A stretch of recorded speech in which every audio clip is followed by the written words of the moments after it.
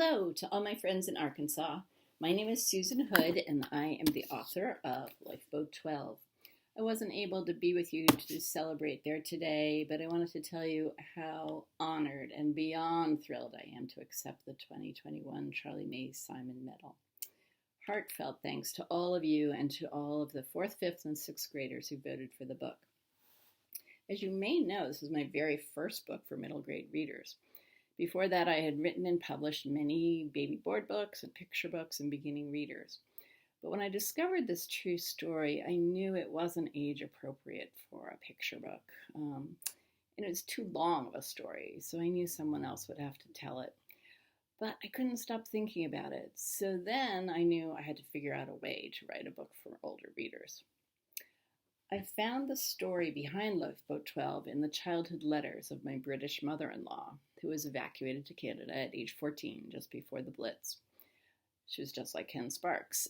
Thankfully for Nancy and for my entire family, she made it safely across the Atlantic and wrote letters home to her parents about her life and the news of the day. Those letters led me to the SS City of Benares, a ship carrying 90 children that set sail on Friday the 13th, 1940.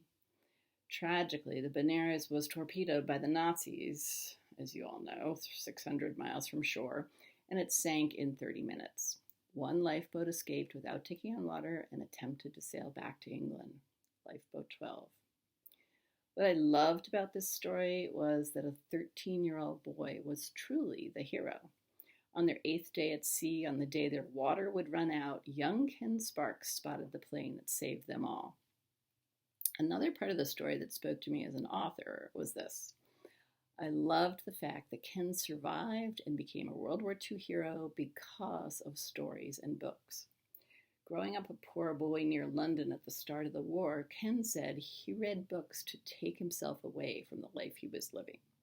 He adored adventure books, and it was those books that convinced him not to give up hope when it seemed all was lost. Escaping the sinking ship aboard Lifeboat 12, Ken saw himself truly as the star of his own grand adventure. Then, during their 8 days at sea, the only woman on the lifeboat, Mary Cornish, told Ken and the other boys spy stories.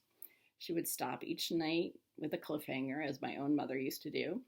The kids would moan and groan, but she knew they would go to sleep thinking about Bulldog Drummond, not about their own hunger, thirst, and misery. And finally, it was Ken's fascination with plane spotter guides, which happened to be big bestsellers at the time, that enabled him to correctly identify the plane flying overhead. His lifeboat captain had ordered everyone down, thinking it was a German plane that would strafe them. Only Ken knew it was the Allies, and they would save him. Researching this book was pure delight, especially when I found the real Ken Sparks. He was 88 years old, living in England, and when I called him up, he said, "Come on over anytime, lovey." So I was like, okay. My husband and I traveled to England, stayed with relatives, and spent 2 weeks talking with Ken and doing research in the National Archives, the British Library, and the Imperial War Museum. I came home with stacks of research and then had to face the hard part, the writing. And I'm not going to lie, it was hard. I think my very first editorial letter was 8 pages long. And it was very difficult for this picture book writer to switch to middle grade. With picture books, the trick is to know how to pare down the words and to know when to stop talking and stand aside and let the art tell half of the story. I thought, what do you mean I have to say everything? Each word on that black and white page had to provide tone and color, form and content, light and shadow. So I think that's why I turned to poetry, why I decided to write a novel in verse. As with picture books, the words are sparse but evocative. They focus on imagery and wordplay, movement and music. I could use tools already in my toolbox like alliteration, assonance, internal rhyme, and I could play with the size and shape of the words and the sentences. I also had a hard time aging the book up. When you're used to writing for young children, you're very protective of your audience. My editor kept saying, "This is scary. Come on and scare us." So that was another reason for the novel in verse. I see all that white space as cushioning or insulation, like breathing room for facing tough subjects. I have to tell you that I was often at sea writing this book. There were 3 years of long walks, a lot of frustration, and yes, even a few tears. I always tell other writers don't give up and don't be afraid to ask for help. So I took a class from two-time Newbery Honor medalist Patricia Riley Giff and an intensive course on writing novels in verse. There I learned from some of the best in the business like Andrea Davis Pinkney. I also tell other authors, trust your gut. I did something kind of unorthodox in this book, but including more than 50 pages of back matter. And that was for a very good reason.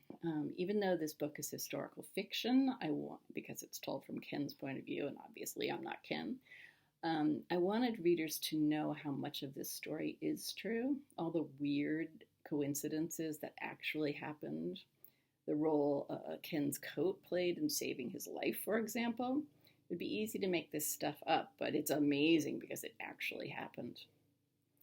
So this award, this recognition from you and Arkansas kids means the world to me. I dedicated the book to Ken Sparks, and I wish he were here today to see this. Tragically, he died 2 months after I interviewed him. But his story lives on. Ken lived at a time when Nazis were burning books, considering them weapons in the war of ideas. And yet Ken tells a different tale of plane spotter guides and Bulldog Drummond stories that gave him hope and courage and the tools that he needed that quite literally saved his life. He's a good reminder that for many kids and for many reasons, books can be lifesavers. As a final note, your committee asked me to tell you a little bit about my newest books.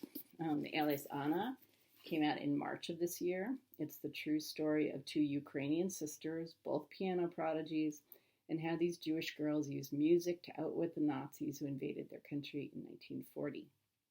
I wrote the book with journalist Greg Dawson, who is the son of the older girl, Jana, alias Anna.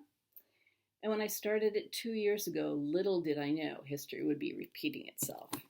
Reading this book about how Jana and her sister Frina dealt with Stalin and then Hitler can help kids make sense of what's happening in Ukraine today. This fall, I'll be publishing a nonfiction picture book called Brothers in Arms, the true story of Wojtek the bear and the soldiers who loved him. It's an amazing story of a real bear cub found by Anders' army, who became part of their troop and helped capture Monte Cassino in Italy, which led to the end of the war.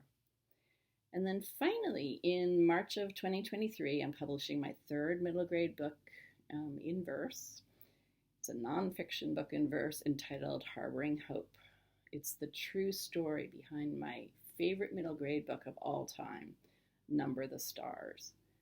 So I'll end there with many, many thanks again for this beautiful medal, and thank you all for all you do to connect kids and books. Be well and happy summer. Thanks.